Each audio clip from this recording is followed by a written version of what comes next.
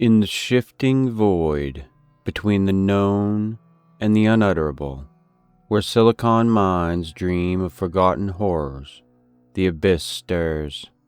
Welcome to AI Lovecraft, where machine intelligence weaves eldritch tales beyond mortal comprehension.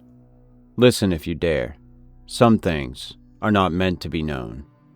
If you enjoy the following story, please like, subscribe, and leave a comment to let me know what you think. Now let's get into today's story. The Tithe of the Pale Star. I set down these particulars because sleep has forsaken me, and because I am no longer certain which of my recent recollections are true events, and which are merely the phantasms of a mind strained beyond its proper compass. In calmer years, I served as a cataloguer of private libraries and family archives, and had come to regard damp folios, worm-eaten diaries, and brittle maps as the harmless refuse of time. Yet I have learned, too late, that paper may hold contagions more persistent than any fever, and that a phrase inked 2 centuries ago can bite like a living thing. Late in the autumn of 1928, a firm of city solicitors retained me to inventory the library and documents of an ancient seacoast house lately entangled in settlement. The client was the last male of the Harrow line, a name once reputable in the shipping trade, and the collection was said to include early charts, logbooks of a vanished fishery, and certain curiosities of local history. I ought to have refused, for even in the office where the matter was first proposed, there lay upon the papers an indefinable odor of salt and rot, as if the sea's breath had already breathed across them. But curiosity, that most unwholesome of appetites, overcame my reluctance. The rail ended inland from the shore, and the remaining distance to Marshport, a hamlet omitted from newer guidebooks, was made by a jolting coach that crossed black marshland on a rickety causeway. Even before the first gray roofs appeared, I felt a change in the air. It grew heavier, and the wind came laden with the cold sweetness of kelp and the sourness of mud uncovered at low tide. The boarding house where I lodged was kept by a widow, who asked no questions, yet when I mentioned Harrow House, she set down my cup as if she had burned her hand. "Mind you keep a light," she whispered, "and if you hear knocking, don't answer, not if it sounds like a man." I smiled at rustic fancies. Nevertheless, I slept poorly.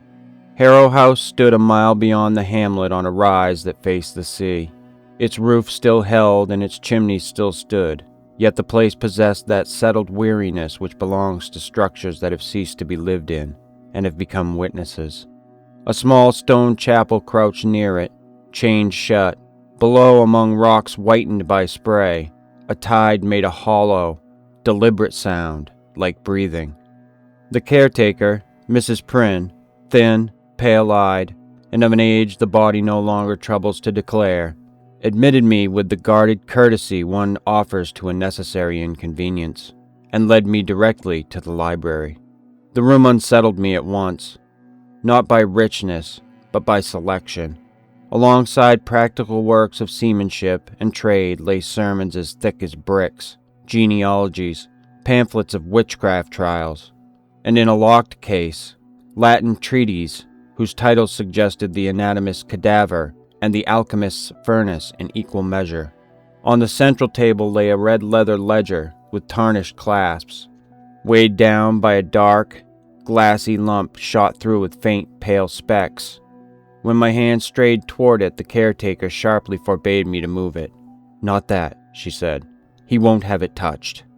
For 3 days I labored in sunlight and lamplight, making lists and sorting bundles tied with ribbon browned by age.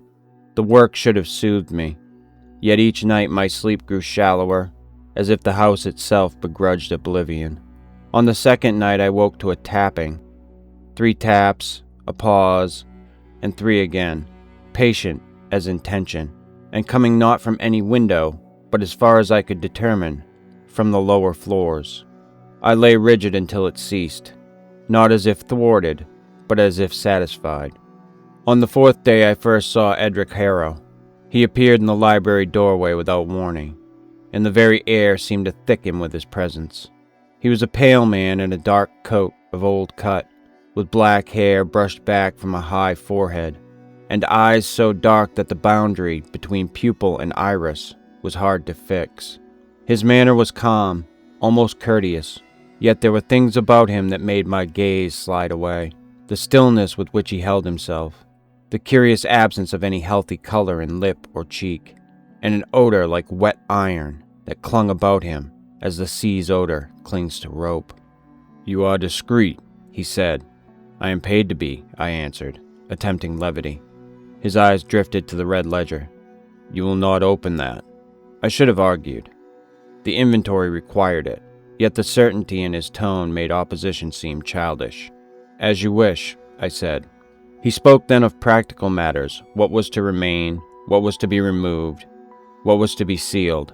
He knew the library intimately, but without affection, as though books were instruments rather than treasures. At the end he paused, and something strained for an instant beneath the composure. "You will leave before the month is out," he said. "My work will be done," I replied. "It will be done," he repeated, and departed as silently as he had come.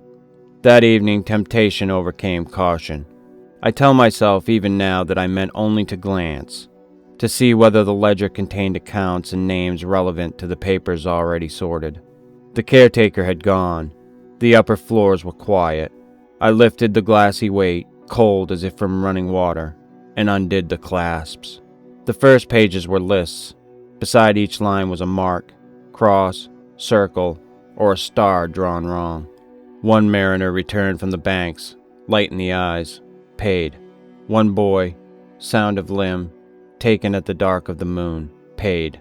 One bride, newly bedded, her blood sweet with fear, paid.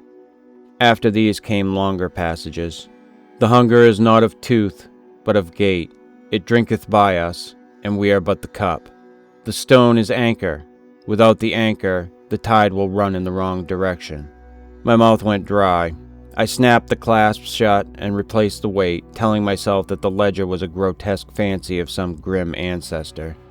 Yet as my lamp burned and the shadows gathered, I felt in the room a pressure like a held breath. That night I saw a pale, bluish glimmer out over the rocks beneath the chapel. No lantern's beam, but a pulsing light as if the sea itself had acquired a sick heart. A figure moved on the slope, tall and human in outline, and I knew without any evidence fit for reason that it was Harrow. I dressed and went down, compelled less by courage than by the intolerable need for explanation. The chapel door stood unchained. Within, my lamp found dust-coated pews, a small altar, and a trapdoor in the floor whose iron ring was polished by use. The door behind me closed softly. Harrow stood in the gloom, his pale face a blur above the black of his coat. "You read," he said. "I meant no harm," I stammered. "I can leave." "Forgetting is not always a choice," he replied.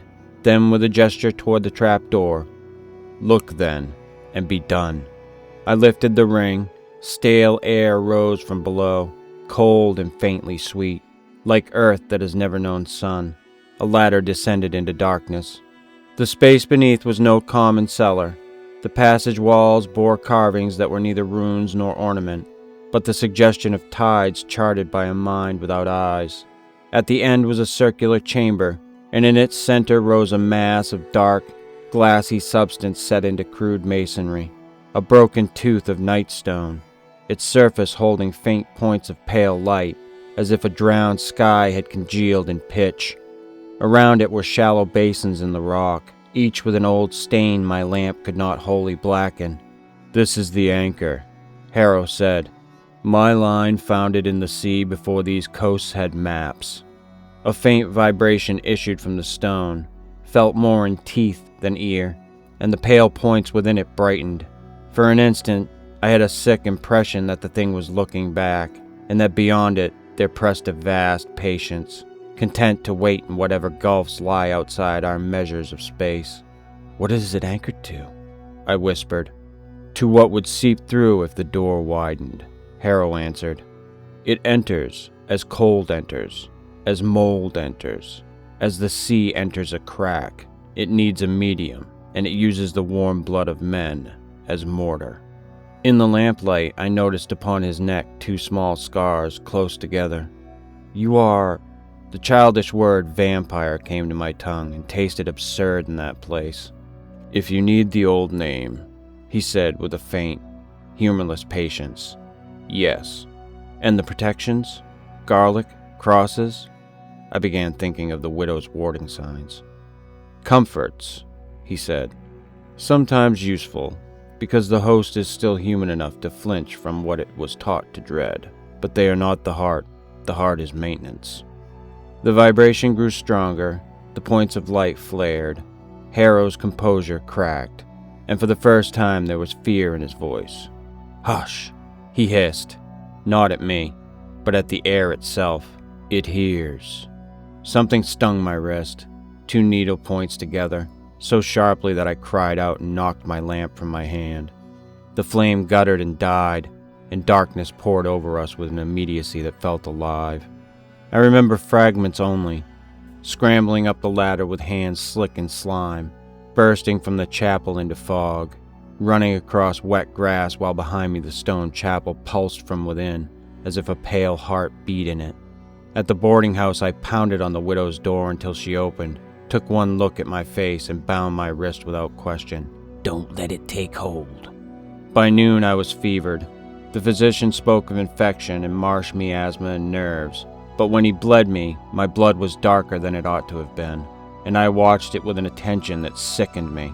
I began to shrink from sunlight as from a stare too honest, and at night I grew calmer, as if the darkness were a familiar room.